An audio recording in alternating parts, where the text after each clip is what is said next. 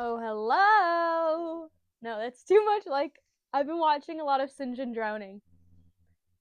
Like, hello. Oh, hello. No one mourns the wicked. No one cries, they won't return. No one lays a lily on their grave.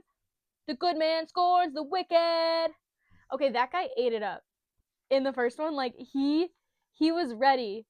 Galinda was doing her thing and, like, serving chills to everyone, and he was like, no one mourns the wicked, and he just, like, ate it up.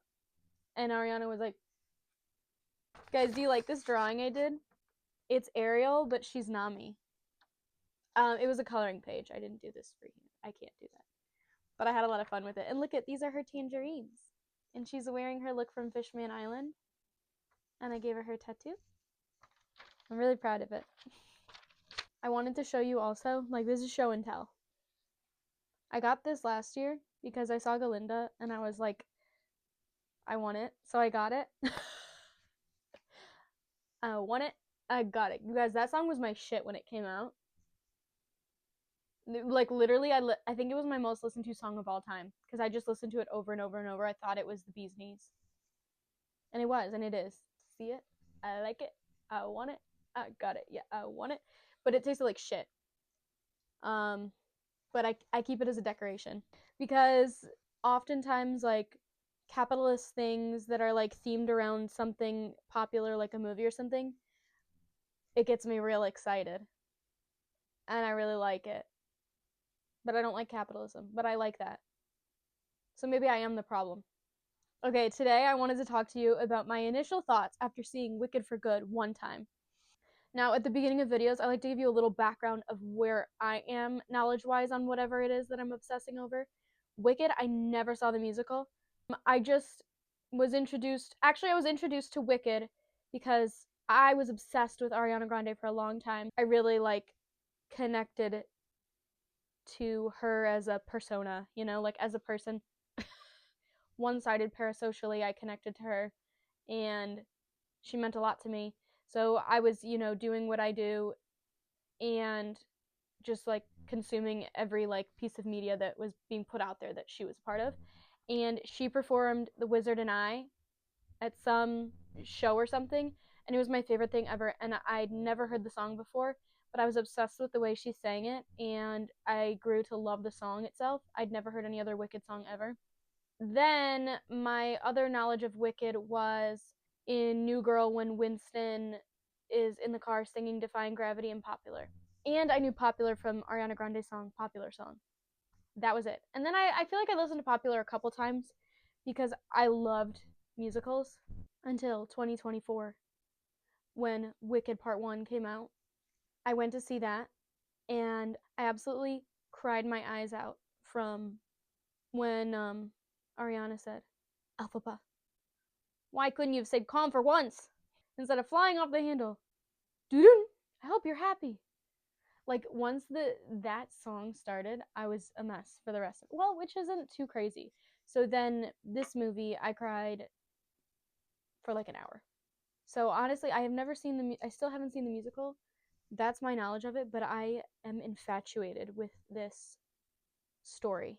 It's just incredible. So today I wanted to discuss, like, my initial thoughts after seeing Wicked Part 2 for the first time. I saw it a couple days ago. I tried to give some thoughts afterwards, but I literally cried for over an hour. My eyes were swollen and I was not coherent. So let's talk about it now. And if you haven't seen it yet and you don't want spoilers, come back later. Or don't. Do whatever you want. So, spoilers for Wicked Part 2 starting right now. They are starting right now. I didn't mean to, like, give you the wrong impression with my no. Okay, my first thing, No Good Deed was incredible. I listened to that song a couple times after Part 1 because I'm on social media sometimes. I used to be on it more. And I'd seen people talking about, like, I can't wait for Cynthia Erivo's version of No Good Deed. And I was so excited. When it started, I went to see it for the first time with my mom. And I was like, oh my God, Mom, like, I turned to her and I was like, "This is a good song." And that's when I started crying. I just like hearing Cynthia Erivo sing brought me to tears. I couldn't stop from that point on. But her voice is so incredible.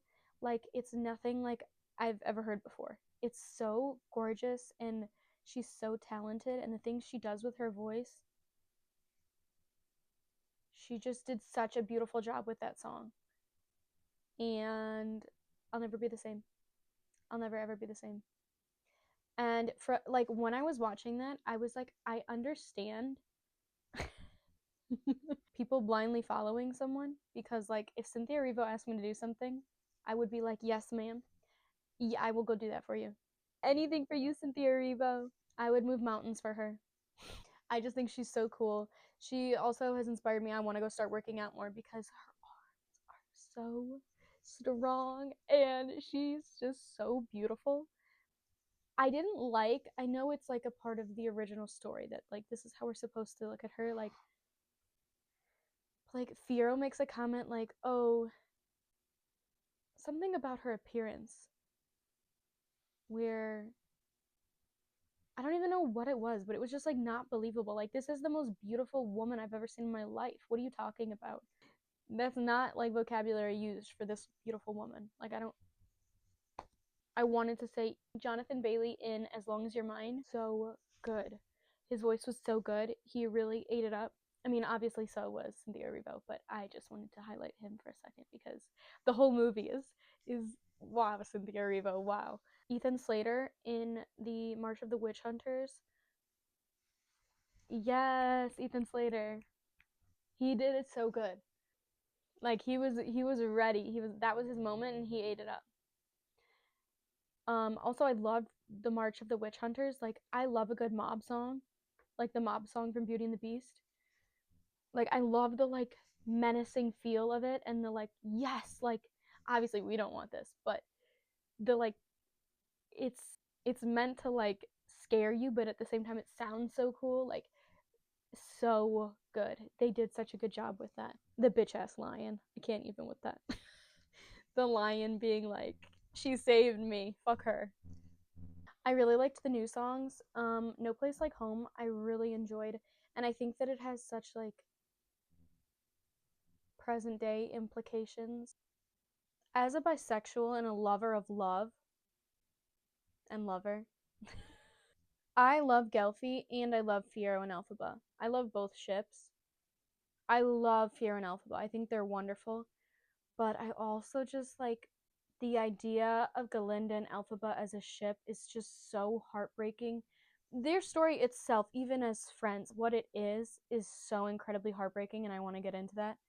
But they have such potential. Like, I just, Galinda being in love with Elphaba makes it like so much, hit so hard.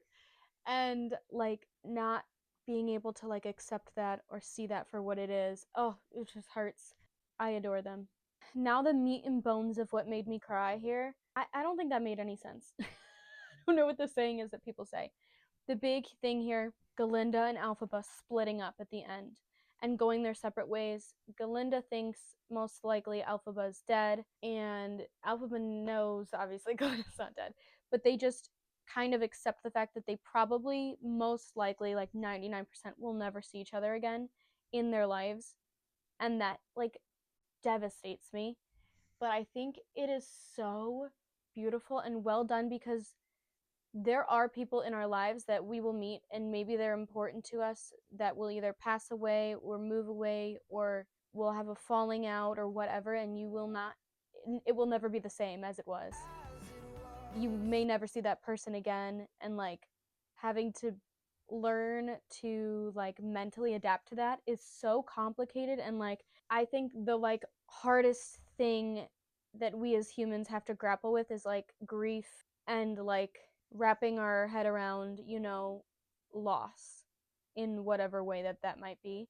So the song For Good is so beautifully written and sung, and oh, I was literally crying so hard when I watched it because it's like you want these two people to be together forever and get to live their lives together forever.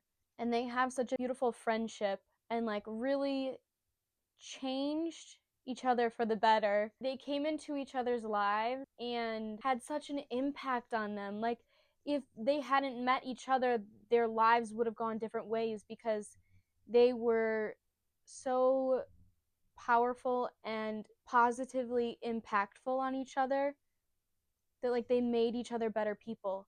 And so like they'll go on with their lives, but like they're better people for having met. Like it's so beautiful the way that that works, but so devastating. Like they made each other who they are, but they won't get to see each other again, and that's so sad, but so beautiful. It hurts me. So there were several days after I watched it that I could not listen to the song because if the song came on, I would end up crying by the end of it because it's just so sad. Like I'm already crying first few lines in, but then when we get to Alphaba's verse, it well may be that we will never meet again. Oh, I'm gone. But then all the metaphors in it, or similes, they're similes, I guess, because it's most of them are like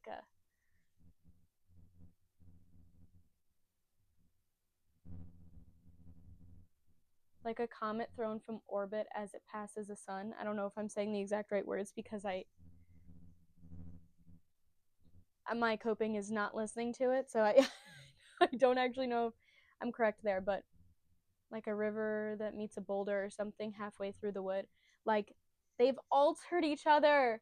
That song and then the improvised door scene where they're crying on either side of the door. I was literally like I was covering my mouth, stifling like like gasping sobs. I was so gone at this point. It's just so sad. They were such beautiful friends and like I just wish they could be friends forever. I really wish that okay, so I know Wicked already is so long, but I wish they'd kept the cutscenes because like I don't care if I'm there for 3 hours to watch this just the first one. I'll do it. I loved the cutscene of where Galinda is like, you could have picked me, like to go help you with the cub. Like I felt like that was an important scene for us getting to see like how close they were. It meant it was meaningful for them as a pair. And like the one with Galinda like resting her head on Elphaba on the train. It just I feel like I liked the little things that would show just how close they were because it makes it hit even harder. I think when I watched the first one, I went into it having seen a lot of like clips and things on the internet and people talking about Gelfie. And so and like the I'm in queer media. So I am in queer media, so a lot of people have been holding space for the lyrics of Defying Gravity. I was really holding space for the lyrics of Defying Gravity because like I went into it like seeing everything people were saying, and so to like visualize that song from like a queer perspective of like the lines in that, or like to listen to it from the outlook of like Gelfie and like not choosing to take that leap, that also the line can be so impactful for queer people. The line, well, if that's love, it comes at much too high a cost, hits so hard. I am like astounded by Cynthia Erivo constantly. I know I've already talked about this, but I just think she's so phenomenally talented, phenomenally, phenomenally talented, and like also just such a funny, like charismatic person. I think she's so gorgeous and funny. And like I love how much like memes of her there are. Like I just think she's so hilarious and I love that like the internet is appreciating her. I feel like most people do it like kind of like ironically, which I think is stupid. I just think she's so cool and funny and I think that like anything to like I don't know. So after I watched, I'm a big fan of video essays and things, and like people just yapping and exploring like themes and topics about like stories I love. So after I watched part 1 and I started to be enthralled by this phenomenon of Wicked, I was watching a bunch of like video essays, and I watched one all about like why didn't Galinda get on the broom. And like there's so much there. I'll link the video if I can find the one that I'm thinking of. There's so much there. You should watch that video. It really makes you think about it. But I think like Galinda and Alphaba's morals and how they were raised and how they think are so opposite. And like in society today, I think it is obviously more admirable to be an Alphaba. But I appreciated that Galinda had a sort of arc in the second one, because in the first one I was like, well, I enjoyed her character, but you know, like she's choosing to ally herself with these terrible people, and maybe she thinks that that is how her doing good, because she can kind of be in the system, you know, to break down the system, but really she just kind of goes along with them, and it's more so comes down to her like fear of not being loved or being popular. Like that's all she's ever known, whereas all Elphaba's ever known is the opposite of that. So it's less of a, I mean, it's obviously still a huge jump to make, you know, but it's, I don't know, very interesting. Very interesting. I will link that video here. Um, or here, somewhere. I don't know how it works. But yeah, I really enjoyed that Galinda got an arc to sort of grow as a human and a character, and kind of earn her title of Galinda the Good. And I, oh my god, okay, you know when Alphaba says run, I got chills. I literally was like losing my mind, because I haven't had a moment of gay panic like that. Okay, I don't know what it is about. She just said it so powerfully, and I was like, yes, you better fucking run. She said it so. I really liked that. And it reminded me the last time I had such like overpowering gay panic in a movie theater was Doctor Strange in the Multiverse of Madness, a movie I despise. But when Wanda said the exact same thing, I literally was like melted in a puddle on the floor. Pun not intended, but it is there. What is it about women telling men to run that really does it for me? I couldn't tell you. I found Nessa Rose's death to be sad, even though she really became so insufferable and terrible. Just because she still was obviously important to Elphaba, but she really became terrible. And yeah, the guards stopping Bach from getting on the train and Nessa Rose kind of like making him trapped there felt scarily true to life, especially you know, with everything going on with ice right now. That was really sad and heartbreaking to watch, because you know, we've been seeing such similar things happening in real life all the time. To see it in like the fascism and dictatorship of Oz, seeing these things reflected on the screen after it's been happening in real life is really symbolic. And I think that another thing I forgot when I was talking about for good, something that's so devastating is like the way that our world needs a villain, you know? Like they said in part 1, that like Alphaba knew like it's just it won't work for her to try to win the people over, because they just will believe what they want to believe, and this is the way that things have to go, where Galinda has to learn magic and has to sort of go with this story, and them having to accept that and sort of play into the way things have to be, at least in this story. Oh, so upsetting and devastating, but it does feel like it rings true, you know, like in real life. Their fight, Galinda and Alphaba's fight in Munchkinland, was like a nice little spot of, oh hi Ferris, a nice little moment of comedic relief. Like they were so silly. The little moments there were so silly.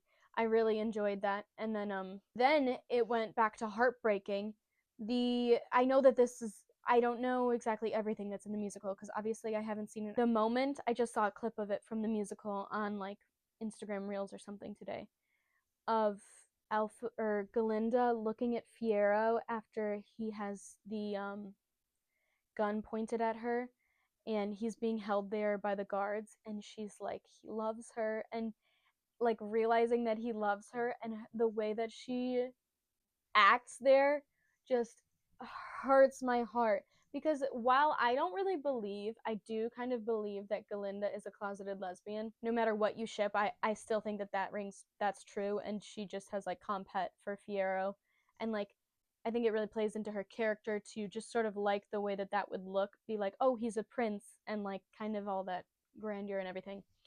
But I think she cared about him, and also, you know, like they were going to be married, and just to like see her like kind of realize things and them all click into place. Ugh, it killed me. And I still think like they were good friends. They spent a lot of time together. And so like also people saying like that was the last time she ever saw him. That was the last time you ever saw me. Like he was her friend. That hurts. That hurts too. Field chip. Chip. What did I write here? The field chip. What did I write? Sorry, I wrote some like bullet points of things I wanted to talk about, and I just wrote the field chip. I don't even know what that means, so I can't remember what I was thinking here. Oh my god. But I also wish we got more Fanny and Shen Shen. I loved them so much. They cracked me up the first one. I really loved the addition of their characters, and I'm so glad that Ariana Grande worked so hard to get Bo and Yang in the movie because oh my god, I love them. Shen Shen's line in the first one, I just was rewatching it. The line, I don't know why it's my favorite line, but when they're in class and Elphaba like just answers a question, and then like Galinda, Fanny, and Shen Shen all look like horrified, and Shen Shen's like raise your hand. Precisely. Hey, excuse me. Like, raise your hand. It kills me. I laughed for like 10 minutes for some reason. I knew that part was coming, but I don't know why I thought it was so hilarious. I like liked their little part in there, but then like I wish that this movie was so heavy. I wish they were there a little more, like randomly, because you know, like they don't show up at all. I don't know if maybe they're in the background and I missed it. But you know, like there were moments that they could have been there, even if for like a second, for a little comedic relief, for them to be there for Galinda. Because even though they're like less close friends, obviously, than Galinda and Alphaba, they were still her friends. And even though they were kind of bullies, they were still her friends. So why? We wanted more Fanny and Shen Shen. We as in me. I don't know if anybody else did. I really love the song Wonderful. Obviously, I told you I'd never seen the musical, so this song was completely new to me. I'd never heard it, and it was gorgeous. And from what I've heard, Galinda doesn't have a part. Sorry, Glinda. It's Glinda now. God, I don't even know what made me say it. Glinda didn't have a part in that. I loved her part in that. Like her voice complimenting Jeff Goldblum's in that was so gorgeous. I was eating it up.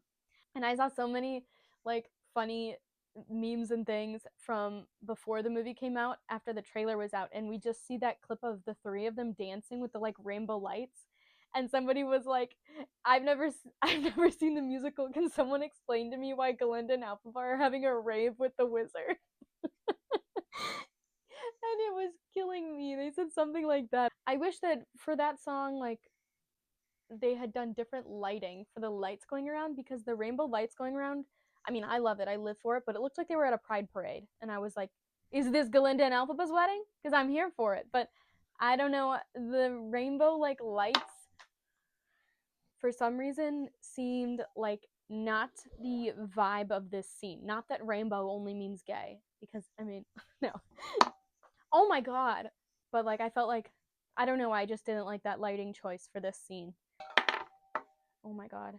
I loved Galinda's like action. I don't know if this happens in the musical, but I loved Galinda's like taking action with the animals. I was fearful that there wouldn't be a payoff for that, but to have the animals accepted back into society and integrated hopefully was felt good to see. And I think we saw a clip. I think we saw um Dulce Bear.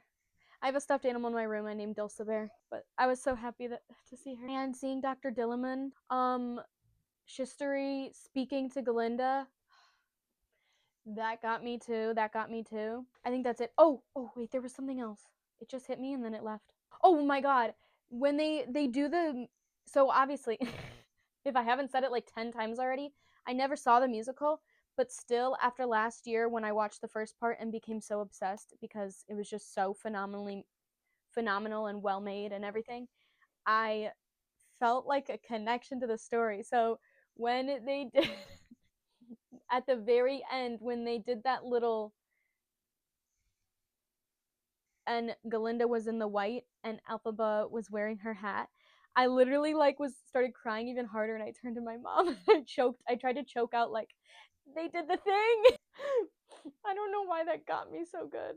Also this I loved getting to see like little montage clips of that field scene, but it made me sad because like one's dead, one is made of tin, two are gone off into the desert, and one is like a powerful lady now with no friends.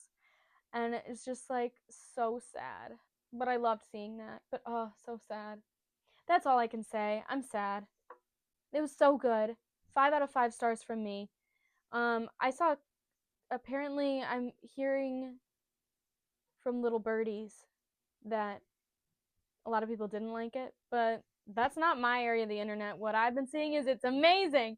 And I don't care if people didn't like it. I thought it was wonderful. If you didn't like it though, what did you not like? If you're hearing you've watched all the video, I would love to hear your opinion. But I will need at least a year to kind of recover from the damage that the end of that movie did to me. Let me know if you enjoyed it down below. Do you ship Gelfie or Fiero and Alphaba more? What was your favorite song? And I'll see you again, hopefully soon, for some other video.